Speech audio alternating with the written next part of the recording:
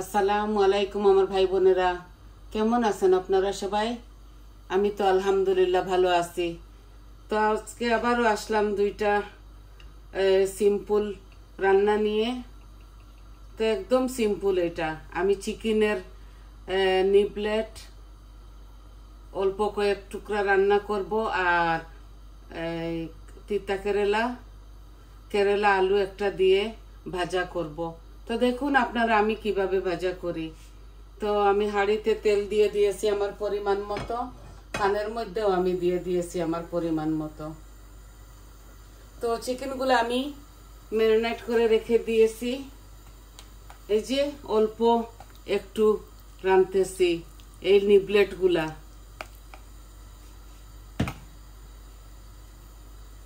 আগে আমি তিতা কেরালাটা বসাই দেই। এই এক টুকরা মরিচ দিলাম, লাল একটু পেঁয়াজ ছিল, কালকের রেখে দিয়েছিলাম, বেশি হয়ে গেছিল। তো এটা দিয়ে দিচ্ছি বিসমিল্লাহ। আর আমি এই কেরালার মধ্যে একটু পেঁয়াজ বেশি খাই, তিতা থাকে তো এর জন্য।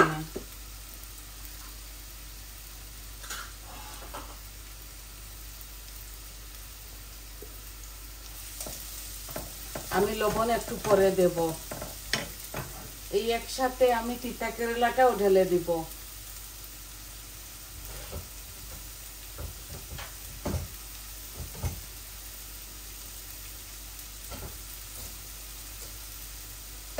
বিসমিল্লাহ। এখানে 4টা মিডিয়াম সাইজের তিতা কেরালা আছে।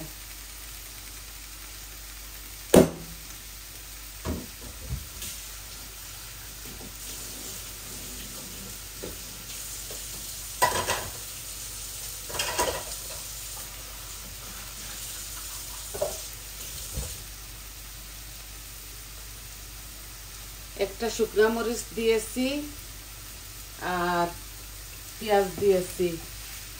আর নামাবার সময় শুধু একটু হলুদ দিব, লবণ দিব, নামাবার সময় একটু ধনিয়া দিয়ে দিব। এখন দিয়ে দিচ্ছি লবণ। লবণ আমি আমার পরিমাণ মতো দিচ্ছি, লাগলে দেওয়া যাবে। আর হলুদ দিব 1/2 চামচ।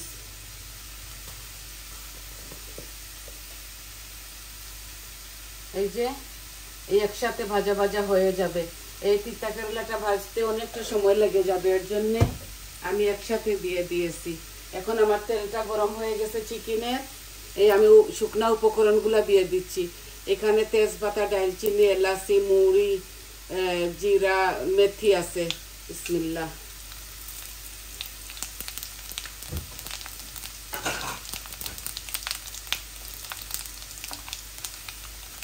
এই তেলগুলো আমার গরম হয়ে গেছিল। এখন আমি পেঁয়াজ দিয়ে দিচ্ছি। এখানে মিডিয়াম সাইজের একটা পেঁয়াজ আছে।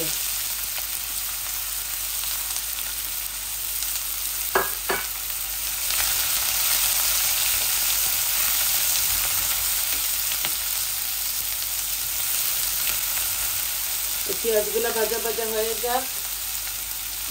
পরে আমি চিকেনের ম্যারিনেট করে রেখেছি, তো এটার সাথে লবণ দিয়েছি 1/2 চামচ। এখন আরো 1/2 চামচ দিয়ে দিব।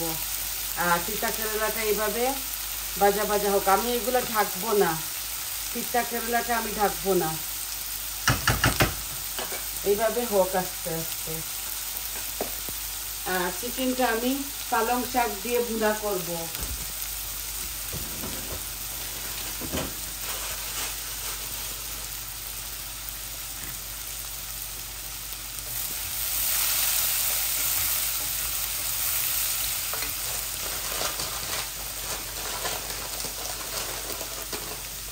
এই 1 পিস আদা রসুন দিলাম। অল্প চিকেন তো এর জন্য, যদি বেশি হতো তাহলে 2-3টা দিয়ে দিতাম।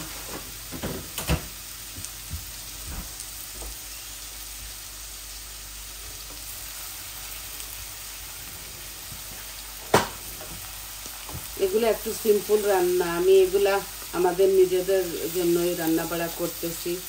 আর আই হোপ আপনাদের ভালো লাগবে। সবাই তো একরকম রান্না করে না, আমি যেভাবে করি আপনাদেরকে দেখাই। তো আমি চিকেনগুলা ঢেলে দিচ্ছি। আমার পেঁয়াজ ইয়ে হয়ে গেছে, লাল হয়ে গেছে মশলাগুলা। এখন আমি শুধু নাড়বো।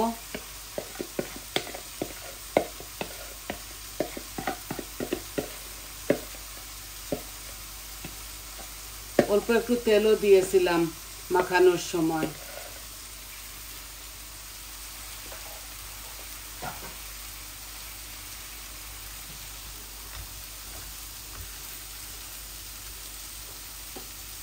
এই যে অল্প একটু পালং শাক আমার গার্ডেনের, এটা দিব চিকেনের মধ্যে।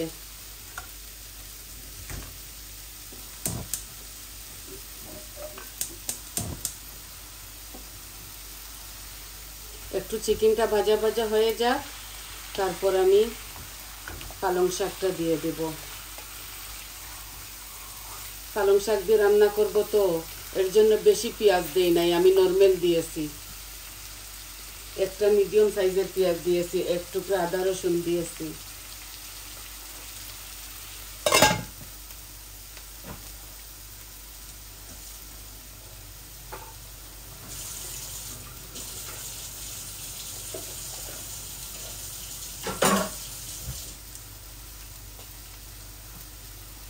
এই বোলটা ধুয়ে একটু পানি দিয়ে দিচ্ছি।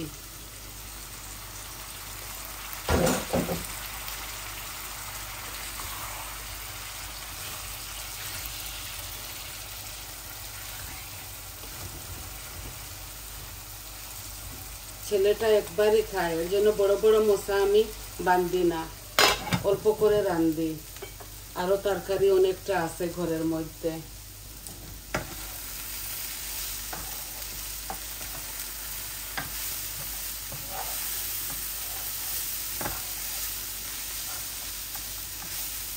একটা শুকনা মরিচ দিয়েছি, আপনারা জানেন তো আমি ঝাল খেতে পারি না, আপনারা আপনাদের পরিমাণ মতো দিবেন। আমি এখন ঢেকে দিব, এটাকে অল্প আঁচের মধ্যে রেখে দিব, আর একটু পরে পরে নাড়বো।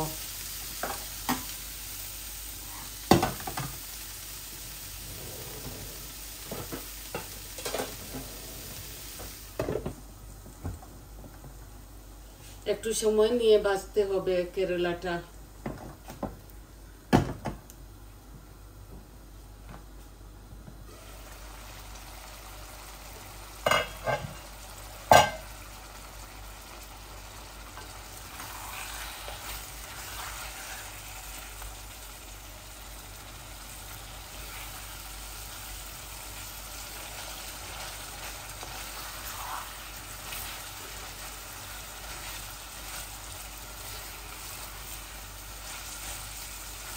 নিউব্লেটগুলো একটু বড় বড়, দেখুন, দেখছেন?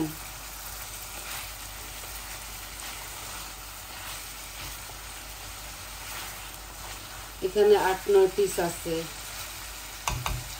এই দেখলেন তো, তেল বেশি উঠছে আমার চিকেন থেকে। আমি এখন পালং শাকটা দিয়ে দিব, আর দিয়ে শুধু নাড়াচাড়া করব, কোনো পানি দিব না এই কারির মধ্যে।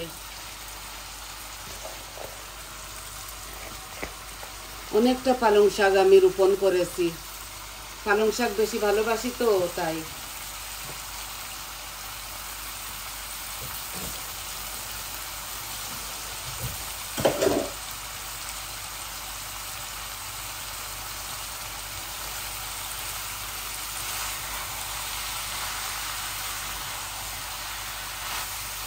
আমি পালং শাক ভাজি খাই, চিকেনের সাথে দেই, মিটের সাথে দেই ভুনা করতে, চিংড়ি মাছ দিয়ে খাই, শুটকি শিরাতেও দেই, শুটকি দিয়েও রান্ধি, মাছ দিয়েও রান্ধি।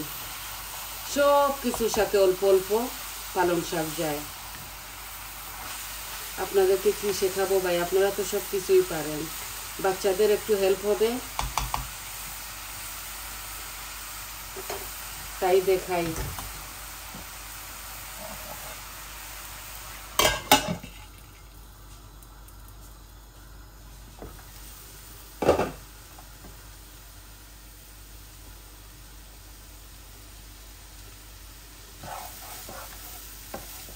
এই তিতা কেরালার মধ্যে, কেরালা বলেন আপনারা, কেউ উচ্ছে বলেন, আমরা তিতা কেরালা বলি। তো এটার সাথে এগও দেওয়া যায়, আমি দিচ্ছি না। আমি এইভাবে, আমি তেলও কম দিয়েছি, পেঁয়াজ একটু বেশি দিয়েছি, রসুন দেওয়া যেত, আমি আর দেই নাই।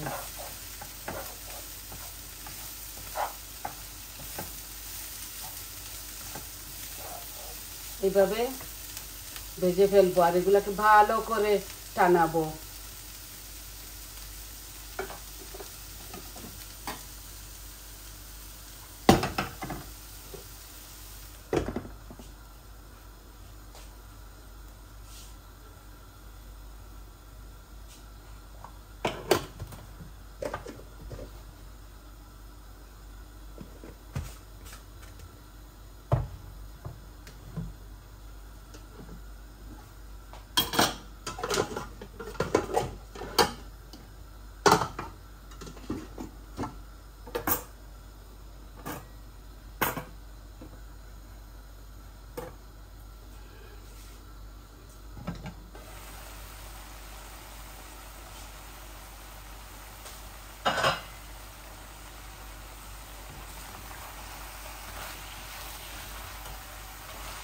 একটু হয়ে যাবে শাকটা।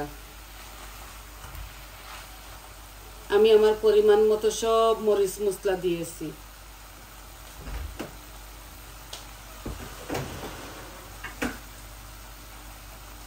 এই যে বরাবরের মতো আমি একটু টমেটো পিউরিও দিয়ে দিচ্ছি, কালার হবে, মজাও হবে। আমি মিটের মধ্যে, কিমার মধ্যে, চপের মধ্যে আর চিকেনের মধ্যে দেই, মাছের মধ্যে এটা খাই না।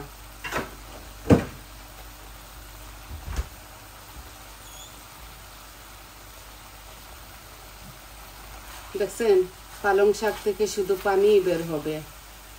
অল্প দিয়েছি, আমার ছেলেটা কোনো তরকারি খায় না, অল্প একটু দিয়েছি।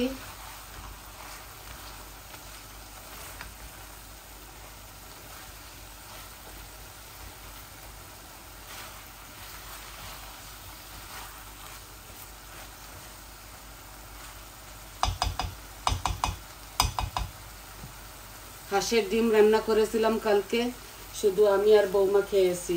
ও আমার বাচ্চারা এক পিসও খাবে না, ওরা হাঁসের ডিম ভালোবাসে না, আমি ভালোবাসি।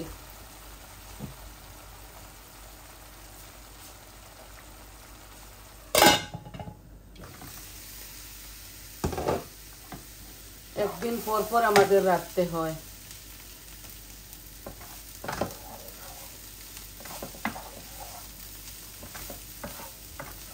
এভাবে কম তেল দিয়ে এগুলাকে এভাবে ভাজবো, ভাজতে ভাজতে লাল করে ফেলবো।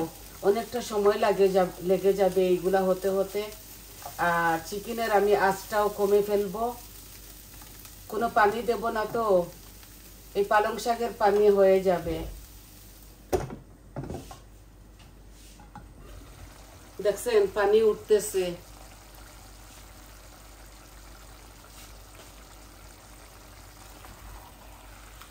এইভাবে কম আঁচ দিয়ে রেখে দিব, কোনো পানি দেব না এটার সাথে, একদম কম আঁচ দিয়ে।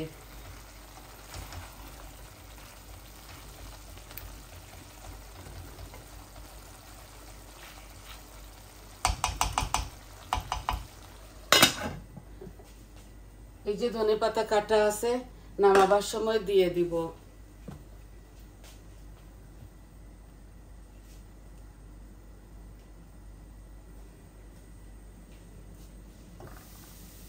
কত সুন্দর হচ্ছে তিতা কেরেলাটা দেখুন। আর চিকেনটাও সুন্দর হচ্ছে, এই দেখুন। এইভাবে এইটা বুনা বুনা হবে, কোনো পানি দেব না এটার সাথে।